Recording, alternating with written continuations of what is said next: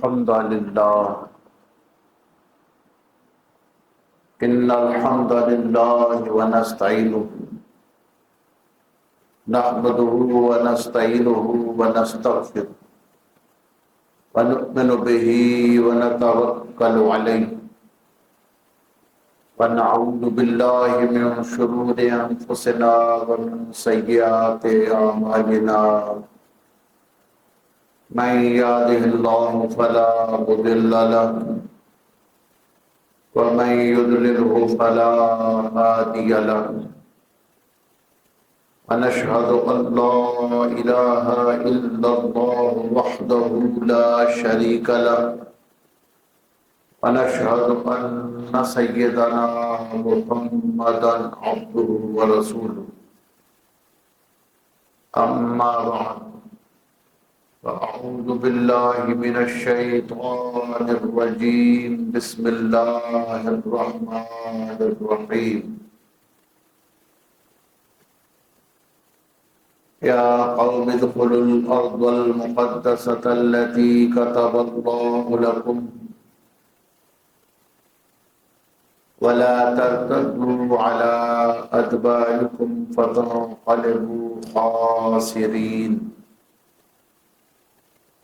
قالوا يا موسى إن فيها قوما جبارين وإنا لن ندخلها حتى يخرجوا منها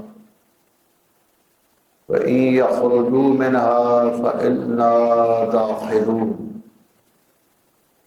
قال رجلان من الذين يخافون أنعم الله عليهم ادخلوا عليهم الباب فإذا دخلتموه فإنكم غالبون وعلى الله فتوكلوا إن كنتم مؤمنين قالوا يا موسى إنا لن ندخلها أبدا ما داموا فيها فاذهب أنت وربك فقاتلا إنا هاهنا قاعدون قال رب إني لا أملك إلا نفسي وأخي فافرق بيننا وبين القوم الفاسقين صدق الله مولانا العظيم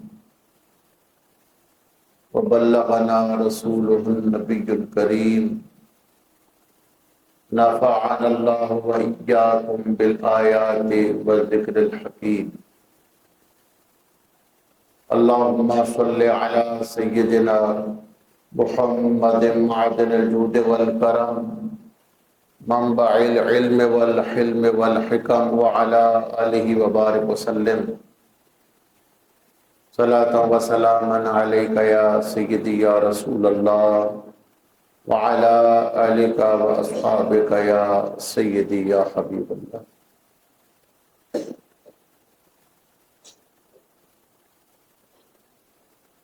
آیا مبارکہ 21 میں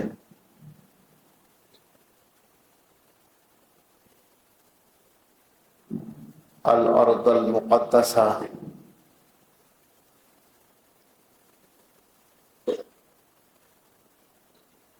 ایک سرزمین کو پاک سرزمین پاکیزہ سرزمین ارشاد فرمایا گیا جس بستی میں اللہ تبارک و تعالیٰ کے نیک لوگ رہتے ہیں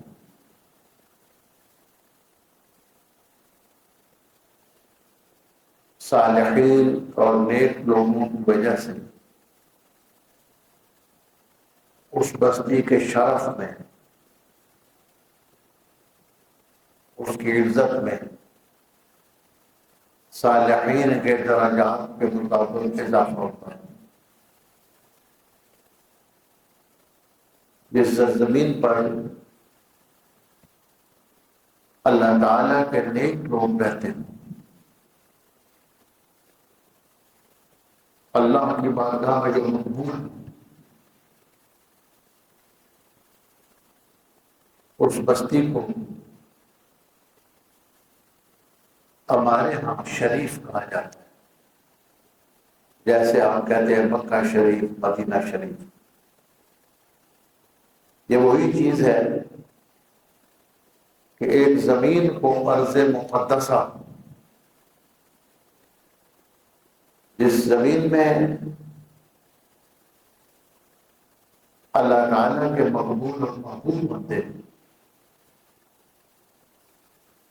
قیام پذیر تھے، تشریف رکھتے تھے، ان کی نسبت سے پوری سرزمین کو پاکیزہ قرار دے دیا گیا۔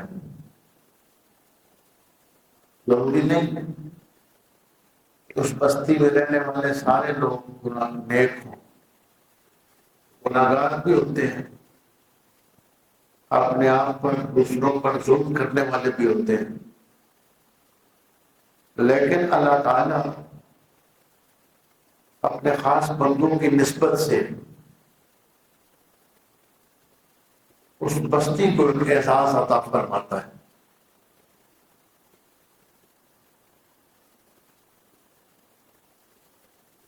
صحیح حین کے اندر مشہور روایت ہے، متعدد مرتبہ آپ لوگوں نے سنی ہوگی، علماء کرام بیان کرتے رہتے ہیں۔ بنی اسرائیل کے اندر ایک شخص تھا جس نے 99 قتل کر رکھے تھے۔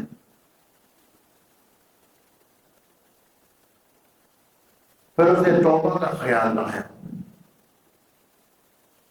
احساس ندامت ہوا کہ میں توبہ کر دوں، اللہ سے معافی مانگوں۔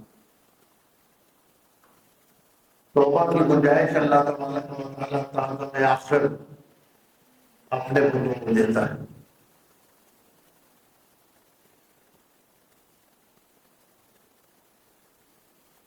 وہ ایک عالم دین کے پاس رہنمائی لینے کے لیے حاضر ہوں،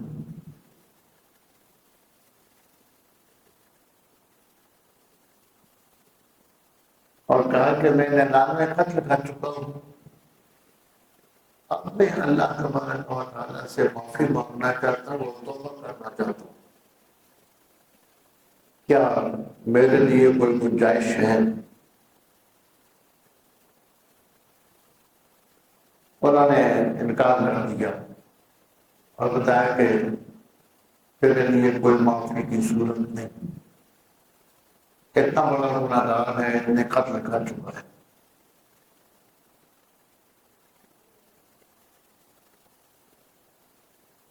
پھر وہ ایک راہب کے پاس،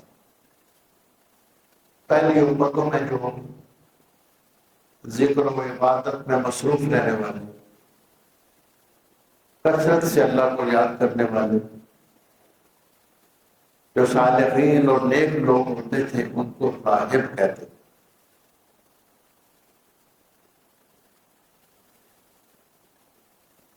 پہلے آسمانی مذاہب کو ماننے والے جو اولیاء تھے، ان کو راہب کہتے۔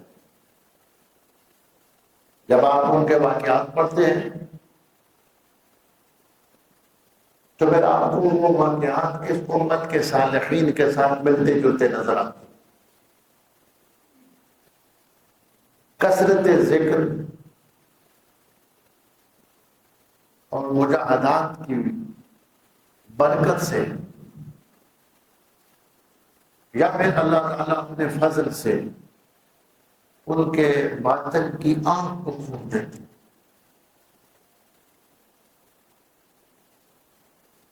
جو اللہ تعالیٰ کے مقرب اور محبوب بندے ہوتے ہیں،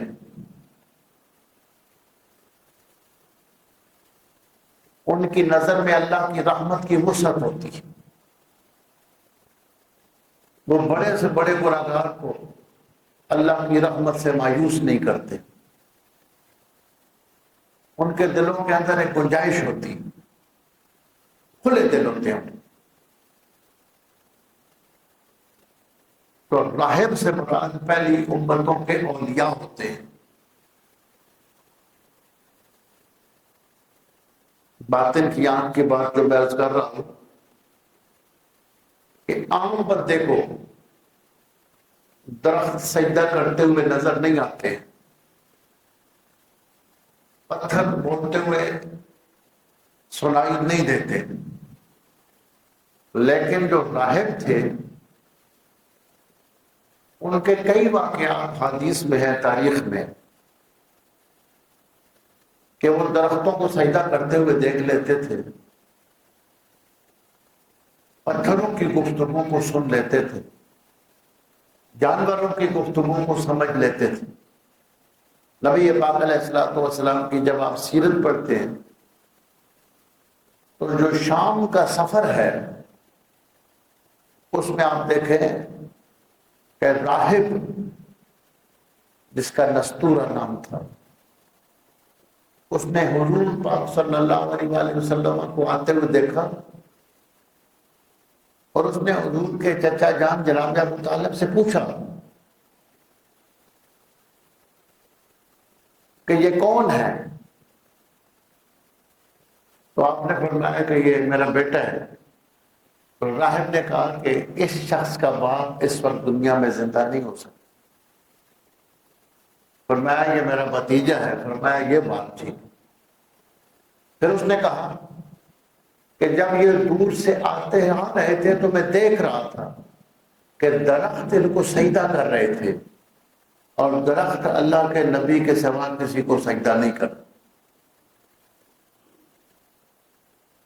اب درختوں کا سجدہ کرنا یہ باقی لوگوں کو نظر نہیں آ رہا تھا، راہب کو نظر آ رہا تھا، چونکہ اس کے باطن کی آنکھ روشن تھی۔ پھر اس نے مشورہ دیا کہ ان کو واپس لے جائیں، آگے کوئی خطرہ پیدا ہو سکتا ہے ان کی جان کے۔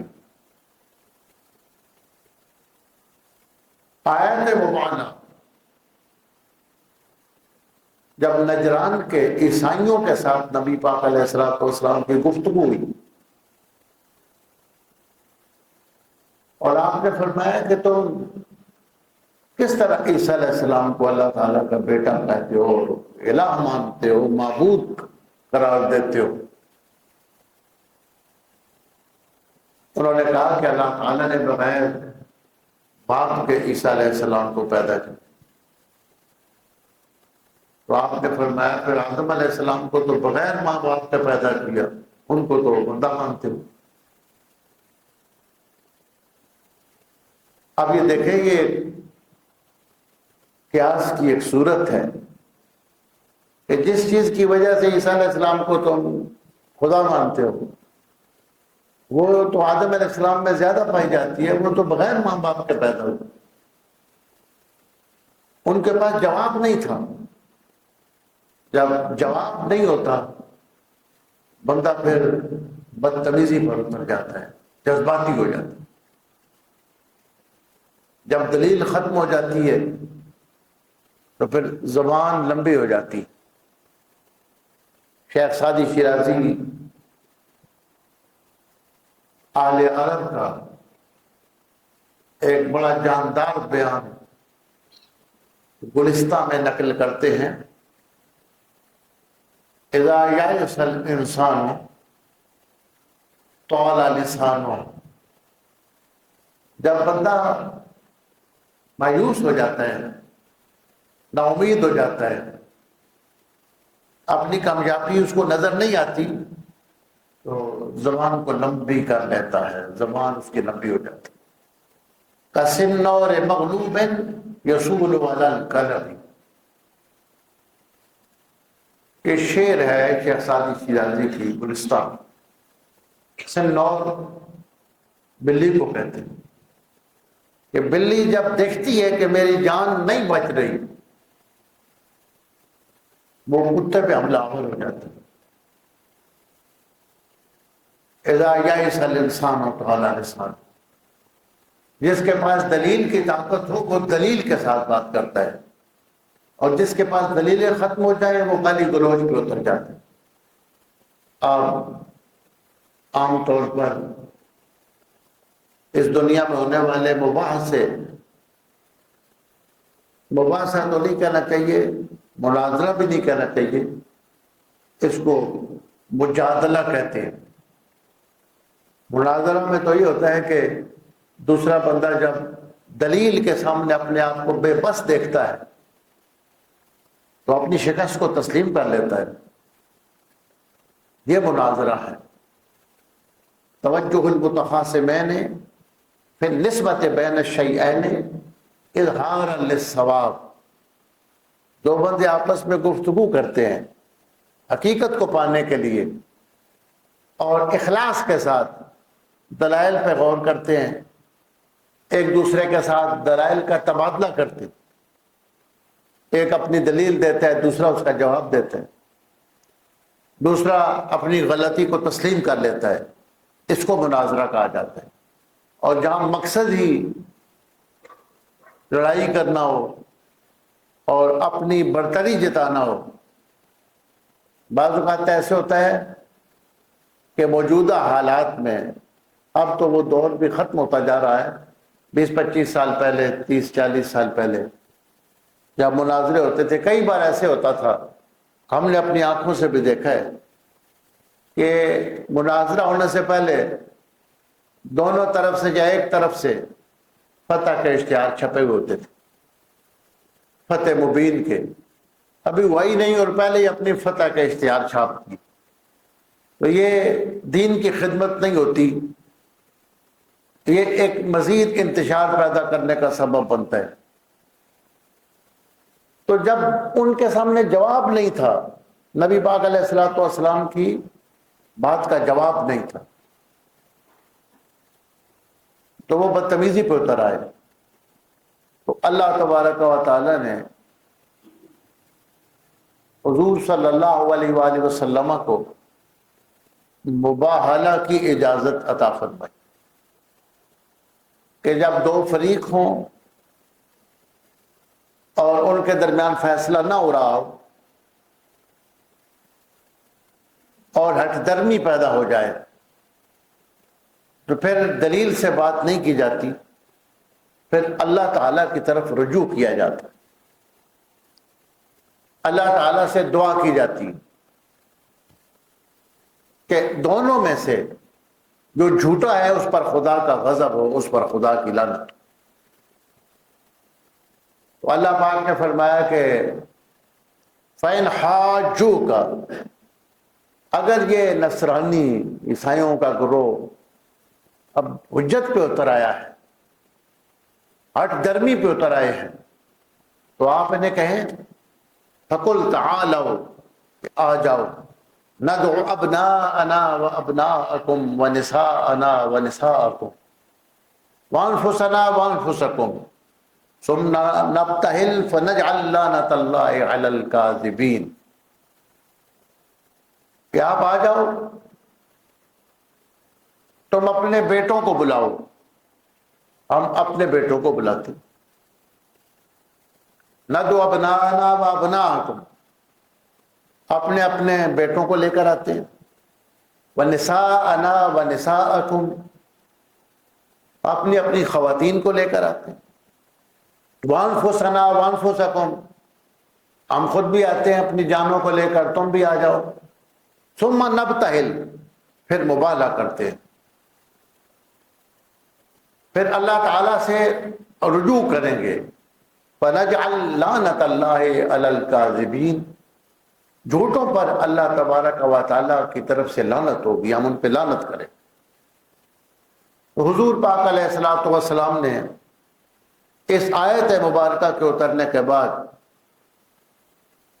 آپ نے اپنے ساتھ سیدنا علی مرتضیٰ کرم اللہ وجہ الکریم کو، سیدہ خاتون جنت اور حسنین کریمین دونوں کو لیا اور فرمایا کہ ہم مباہلہ کے لیے اس بڑے میدان میں جاتے ہیں. مخالف پارٹی کو بھی فرما دیا کہ تم بھی آ جاؤ، اپنے بیٹوں کو بھی لے آؤ، خواتین کو بھی لے آؤ، خود بھی آ جاؤ، اور ہم بھی آتے ہیں. ابناءکم کی تفسیر میں بیٹے نبی پاک علیہ الصلوۃ والسلام امام حسن اور امام حسین کو لے کر گئے، جس سے یہ پتہ چلتا ہے کہ یہ دونوں نص قرآن سے رسول اللہ صلی اللہ علیہ وآلہ وسلم کے بیٹے بھی، چونکہ ان سے آگے نسل چلنی تھی تو ان نواسوں کو بیٹا کہا گیا. ونساءنا، پھر خواتین میں نبی پاک علیہ الصلوۃ والسلام نے صرف سیدہ کائنات کا انتخاب کیا، وانفسنا وانفسکم، اپنی جانوں میں نبی پاک علیہ الصلوۃ والسلام اپنے ساتھ سیدنا علی کرم اللہ وجہ کریم کو لے کر گئے۔ اس پر حضرت مجدد اسلام گولڈوی رحمۃ اللہ علیہ فرماتے ہیں یہ کمال اتحاد تھا اور یگانگت تھی، جس کو کہتے ہیں کہ ایک جان اور دو قالب، اتنا گہرا تعلق کہ نبی پاک علیہ الصلوۃ والسلام نے انفسنا کی تفسیر میں ان کو ساتھ لیا۔ جب یہ قافلہ چلا، دور سے جو راہب تھا، جو ان کا بڑا سردار تھا، اس نے دیکھتے ہی اپنی قوم سے کہا کہ یا معشر النصارى انی لا ارى وجوہا لو سأل اللہ ان یزیل الجبل عن مکانہ لا ازالہ۔ میں جو عرض کر رہا ہوں کہ وہ ان کی باطنی نگاہ کام کرتی تھی، جو راہب ہوتے تھے۔ وہ جو بڑا تھا اس نے دیکھتے ہی کہا کہ اے گروہ نصارہ، بے شک مجھے چند ایسے چہرے نظر آ رہے ہیں، ان کے چہروں پہ وہ اثرات ہیں، ایسے نورانی چہرے ہیں کہ یہ جو آنے والے ہیں اگر اللہ سے دعا کر دیں کہ اللہ پہاڑ کو اپنی جگہ سے ہٹا دے تو اللہ ہٹا دے۔ انہوں نے ارادہ ترک کر دیا اور مبالہ سے باز آئے۔ تو نبی کریم علیہ الصلوۃ والسلام نے فرمایا کہ اگر آج یہ میدان میں ٹھہر جاتے اور مبالہ ہو جاتا اور اللہ تعالیٰ سے ہم کہہ دیتے کہ جو جھوٹا ہے اس پر خدا کی لعنت، تو یہ بندروں اور خنزیروں کی شکل میں مسخ ہو جاتے اور قیامت تک ان کا نام و نشان نہ ہوتا۔ وہ کتنا سمجھدار بندہ تھا، جس کی نگاہ کام کر رہی تھی کہ اگر ان ہستیوں نے ہاتھ اٹھا دیے اللہ کی بارگاہ میں۔ تو میں جو عرض کر رہا تھا کہ جن کو راہب کہا جاتا تھا وہ صالح پہلی امتوں کے صوفیاء تھے، اولیاء تھے، ان کی نگاہیں باطنی روشن ہوتی تھی۔ صحیح مسلم کے اندر ایک نوجوان کا ذکر ہے اور ایک تفصیلی حدیث ہے، اور اس کی مزید جو جزیات ہیں دیگر کتب حدیث کے اندر بیان ہوئی ہیں۔ ایک جادوگر تھا اور اس نے بادشاہ کے ساتھ تعلق رکھے ہوئے تھے، بادشاہ اس کو استعمال کرتا تھا، اس سے جادو کرواتا تھا، اپنے کام نکلواتا تھا۔ تو ایک دن انہوں نے آپس میں مشورہ کیا کہ میں جادوگر بوڑھا ہو گیا ہے، لہذا وہ کسی کو شاگرد بنائے اور اپنا علم سکھائے۔ پھر ایک نوجوان کا انتخاب کیا گیا۔ بادشاہ نے اور اس جادوگر نے مل کر ایک نوجوان کا انتخاب کیا۔ صحیح مسلم کے اندر پوری تفصیل ہے یہ حدیث پاک کی، نبی پاک علیہ الصلوۃ والسلام نے بیان فرمائی۔ وہ نوجوان جب جادو سیکھ کے آتا اس کے اندر صلاحیتیں تھیں۔ ظاہر ایک بندہ جو بادشاہی کر رہا ہے اس نے انتخاب بھی کسی سمجھدار بندے کا کیا، اور جو سکھانے والا ہے اس نے بھی صلاحیتوں والے بندے کا انتخاب کیا۔ جو بندہ چنا اتنی قوم میں سے وہ صلاحیتوں والا نوجوان تھا۔ جب وہ نوجوان واپس آتا تو راستے میں ایک راہب سے اس کی ملاقات ہوتی۔ ایک راہب کا، ایک صوفی کا ڈیرا تھا، ایک اللہ والے کا۔ تو وہ نوجوان ان کے پاس بیٹھ جاتا تو ان کی باتیں اس کو اچھی لگتی۔ اب وہ جو بادشاہ تھا وہ خدائی کا دعویٰ کرنے والا تھا، وہ اپنے آپ کو خدا کہتا۔ تو وہ بزرگ اس کو بتاتے تھے جو راہب کہ خدا وہ یہ جو وحدہ لا شریک ہے۔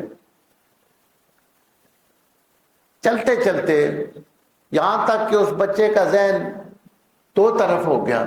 جادوگر کے پاس جاتا تو وہ علم اس کو متاثر کرتا، جب واپس آتا ولی کے پاس تو وہ علم اس کو متاثر کرتا۔ ایک دن اس نے آتے ہوئے اپنے علم کی آزمائش کی۔ اس نے سامنے دیکھا کہ راستے پر ایک خطرناک قسم کا جانور تھا جس نے لوگوں کا راستہ روکا ہوا تھا۔ اس نے کہا اللہ کریم اگر تو وہ اللہ وحدہ لا شریک ہے جو یہ بزرگ کہتا ہے تو پھر میں آزمائش کرنے لگا ہوں۔ میں پتھر مارنے لگا ہوں، اس جانور کو ہٹا دے۔ اس کے ایک پتھر سے جانور اسی جگہ مر گیا۔ بہت بڑا جانور تھا، عام طور پہ توقع نہیں تھی کہ پتھر مرنے سے اس کی یہ حالت ہو جائے گی، پتھر لگنے سے۔ تو اس کے دل میں یہ بات بیٹھ گئی کہ بات وہی سچ ہے جو یہ اللہ کا نیک بندہ کہتا ہے، اللہ کا ولی کہتے ہیں۔ جب وہ بزرگوں کے پاس گیا، اس نے کہا کہ آج میں نے آزما لیا ہے کہ راستہ آپ کا ٹھیک ہے۔ انہوں نے کہا کہ وہ سمجھ گئے کہ بچہ صلاحیتوں والا ہے۔ فرمایا کہ اللہ نے تیرا مقام مجھ سے بلند کر دیے۔ اس کے مقام یقین کو دیکھا، اس کے اللہ تعالیٰ کی ذات پر اعتماد کو دیکھ کے وہ سمجھ گئے کہ یہ بچہ صلاحیتوں والا ہے اور مقام پا گیا ہے۔ تو فرمایا اب مقام مل گیا ہے، تمہاری آزمائش بھی ہو،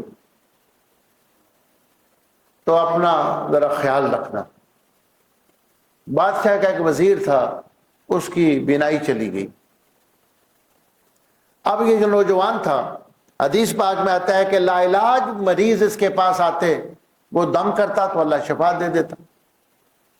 تو بادشاہ کا ایک وزیر تھا، وہ بینائی اس کی چلی گئی، اس کی آنکھوں کی روشنی چلی گئی۔ بادشاہ نے بڑا علاج کروایا، ٹھیک نہ ہوا۔ کسی نے کہا کہ اس نوجوان کے پاس جاؤ۔ وہ جب نوجوان کے پاس آیا تو اس نے کہا کہ اے نوجوان، میں نے سنا ہے کہ تو لوگوں کو ٹھیک کرتا ہے، حدیث کے الفاظ ہیں کہ تو لوگوں کو شفا دیتا ہے۔ اس نے کہا میں ٹھیک نہیں کرتا، میرا اللہ ٹھیک کرتا ہے، میرا اللہ شفا دیتا ہے۔ اس نے اس کا دم کیا، اللہ تعالیٰ نے وزیر کی بینائی واپس کر دی۔ بادشاہ کو جب اطلاع ہوئی تو اس نے اس پر ایکشن لیا اور اس نوجوان کو اپنے پاس بلایا اور کہا کہ مانو کہ میں خدا ہوں۔ اس نے انکار کر دیا۔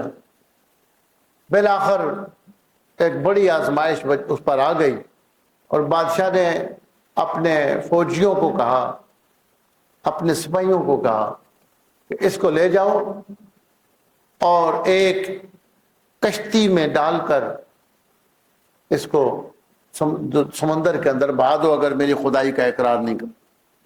بادشاہ نے جب اس کو بھیجا، وہ دیکھتا رہا۔ جب اس کو ڈبونے لگے تو اس نے اللہ تعالیٰ کی طرف سے اس کے دل میں دعا آئی، اللہ مکفنیہم بما شئت، یا اللہ میرے دشمنوں کے مقابلے میں تو میرے لیے کافی ہو جا، جیسے تو چاہے۔ میں نہیں کہتا کہ ان کو مار دے، میں نہیں کہتا کہ ان کو بیمار کر دے، بس میری حفاظت فرما، جیسے تیری مرضی۔ یہ دعا میں دیکھیں کہ اس میں کوئی اللہ تعالیٰ سے یہ مطالبہ نہیں ہے کہ اللہ دشمن کو ہلاک کر دے۔ ایک جائز دعا ہے کہ میں اپنی جان بچانا چاہتا ہوں، باقی اللہ جس طرح تو چاہتا ہے ان کے ساتھ ایسے کر۔ اللہ مکفنی بما شئت۔ کشتی ڈوب گئی، ڈبونے والے ڈوب گئے، نوجوان خیریت کے ساتھ واپس آ گئے۔ بادشاہ کو بہت غصہ آیا، اس نے جب دیکھا، اس نے پھر دوبارہ کہا کہ اب اس کو لے جاؤ، ایک پہاڑ سے گرا دو۔ پھر اسی طرح ہوا، جب پہاڑ پہ لے کر گئے اس نے یہی دعا کی، پہاڑ اپنی جگہ سے ہل گیا اور زمین میں دھس گیا، باقی مارنے والے سارے مر گئے، وہ نوجوان زندہ واپس آ گئے۔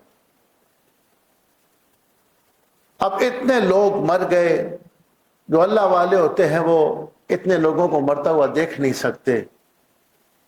اب نوجوان سمجھ گیا کہ بندے مرتے رہیں گے لیکن بادشاہ کو خدا ماننے والے خدا تو مان رہے ہیں، لہذا اس کا کوئی اور حال ہونا چاہیے۔ اس نے کہا کہ ایسا کریں، میں طریقہ بتاتا ہوں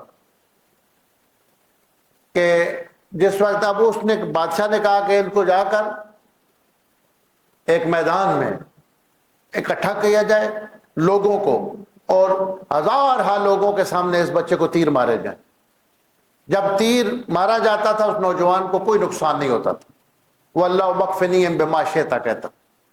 اب بادشاہ کو سارے خدا ماننے والے ایک گراؤنڈ میں موجود ہیں، بادشاہ وہاں موجود ہے۔ اس نوجوان نے جا کر کہا کہ اب میں تمہیں بتاتا ہوں کہ کس طریقے سے مجھے مار سکتے ہو۔ اس نے کہا کہ تیر مارنے والا جب تیر مارے تو پھر یہ کہے بے اسم رب ھذا الغلام، اس لڑکے کے رب کے نام سے میں تیر مار رہا ہوں۔ جب یہ مطالبہ اس نوجوان نے کیا کہ میرے رب کا نام لے کر تیر مارا جائے، اور جب بیس میں رب ھذا الغلام کہہ کے تیر مارا گیا تو جا کے پیشانی پہ لگا اور اس کی پیشانی پھٹ گئی۔ وہ جو ہزارہ لوگ موجود تھے انہوں نے کہا رب وہی سچا ہے جو اس نوجوان کا رب۔ بادشاہ کی ساری وہ جو دعوے تھے وہاں تہس نہس ہو گئے، ملیا میٹ ہو گئے، اور خدا کی توحید کا اعلان ہوا۔ یعنی کبھی کبھی ایسے ہوتا ہے کہ لوگ اپنی جانوں کا نذرانہ دے کر اللہ کی توحید کے علم کو بلند کرتے ہیں۔ سیرت کی کتابوں کے اندر موجود ہے کہ حضرت عمر فاروق رضی اللہ تعالیٰ عنہ جب یمن کی طرف گئے تو معلوم ہوا کہ ایک قبر پھٹ گئی اور اس میں سے ایک نوجوان نکلا ہے، اور میت جو ہے اس کی پیشانی میں تیر لگا ہوا ہے۔ تو عمر فاروق نے فرمایا یہ وہی ہے جس نے بادشاہ کے سامنے اللہ کی توحید کا اقرار کروایا تھا۔ عرصہ گزرنے کے بعد اس کا جسم اس طرح سلامت، اسی طرح اس کا جسم سلامت ہے۔ تو اللہ تبارک و تعالیٰ کے ایسے بندے ہر دور میں ہوتے ہیں۔ تو جس بندے نے 99 قتل کیے تھے وہ جب ایک عالم دین کے پاس گیا تو انہوں نے کہا تیری گنجائش نہیں ہے، لیکن جب وہ راہب کے پاس گیا تو اس نے کہا کہ میں کون ہوتا ہوں جو اللہ کے درمیان اور رحمت کے درمیان اور تیرے درمیان رکاوٹ بنوں؟ تو توبہ کر، توبہ کرنا تیرا کام ہے، آگے مالک کی مرضی ہے وہ معاف کرے یا نہ کرے۔ وہ راستہ بتا دیا، کہا کہ میں ایک راستہ بتاتا ہوں۔ اب یہ جو اہل اللہ ہوتے ہیں، خدا کے نیک بندے ہوتے ہیں، ان کے پاس گر ہوتے، پر میں رکاوٹ نہیں بنتا، میں نہیں کہتا کہ اللہ تجھے معاف نہیں کرے گا، لیکن ایک طریقہ بتاتا ہوں، وہ ایسا کر کہ فلاں بستی میں چلا جا، فلاں فَإِنَّ بِهَا أُنَاسًا يَعْبُدُونَ اللَّهَ، ایک بستی ہے جہاں کچھ اللہ کے بندے ہیں جو اللہ کی عبادت میں مصروف رہتے ہیں، اللہ کی یاد میں مصروف رہتے ہیں، ان کے ساتھ مل کر اللہ کی عبادت کر، اور پھر توبہ اور استغفار کر، اور امید رکھ کہ اللہ تیری توبہ کو قبول کر لے۔ اب دیکھیں کہ وہ توبہ کرنے والے کو یہ بھی کہہ سکتے تھے کہ یہیں پہ توبہ کر، لیکن انہوں نے کہا کہ فلاں بستی میں چلا جا، وہاں کچھ اللہ کے بندے ہیں۔ اس میں راز کیا ہے کہ جب اللہ کے نیک بندوں کے ساتھ مل کر وہ توبہ کرے گا تو جب ان کی طرف رحمت کے چھینٹے آئیں گے، اللہ اس گناہگار کو بھی اپنی رحمت سے معاف کر دے گا اور اس کی توبہ قبول ہو جائے گی۔ فَإِنَّ بِهَا أُنَاسًا يَعْبُدُونَ اللَّهَ، وہ نوجوان توبہ کے ارادے سے بستی سے چلا، تھوڑا سا آگے گیا تو فرشتہ اجل آ گیا، ملک الموت کو حکم ہوا کہ اس کی روح کو نکالے۔ اس کی موت آ گئی، تھوڑا سا راستہ طے ہوا تھا۔ اب ایک طرف سے عذاب کے فرشتے آ گئے کہ اس کی روح کو دوزخ کی طرف لے کے جانا ہے اور دوزخیوں کی طرف لے کے جانا ہے، دوسری طرف رحمت کے فرشتے آ گئے کہ اس کو جنت کی طرف لے کے جانا ہے۔ فرشتوں کا آپس میں بات شروع ہو گئی۔ جو عذاب والے کہتے تھے کہ اس نے 99 قتل کر رکھے ہیں، جو رحمت والے کہتے تھے توبہ کے لیے جا رہا تھا۔